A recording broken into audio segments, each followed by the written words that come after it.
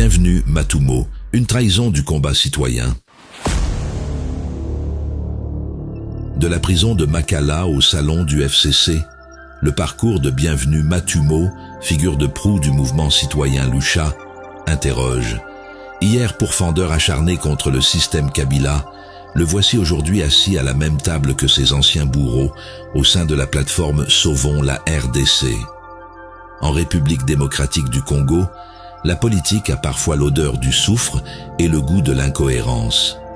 Le cas de Bienvenue Matumo est à cet égard une étude de cas fascinante sur la versatilité des convictions.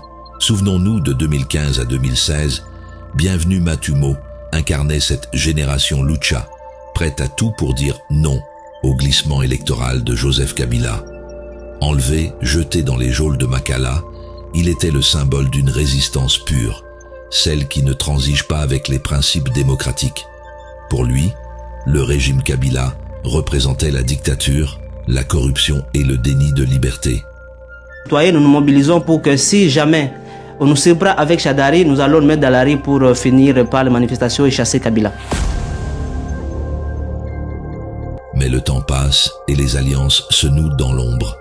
Voir Bienvenue Matumo s'afficher aujourd'hui dans la plateforme Sauvons la RDC, aux côtés des lieutenants de Joseph Kabila, est un choc visuel et moral. Comment peut-on, en l'espace de quelques années, passer de la dénonciation des crimes d'un régime à la collaboration stratégique avec ceux qui les ont orchestrés? Certes, l'argument est tout trouvé.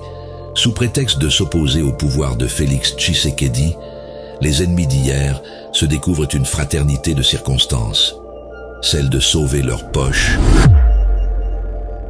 Il n'y a rien de bon pour Congo démocratique.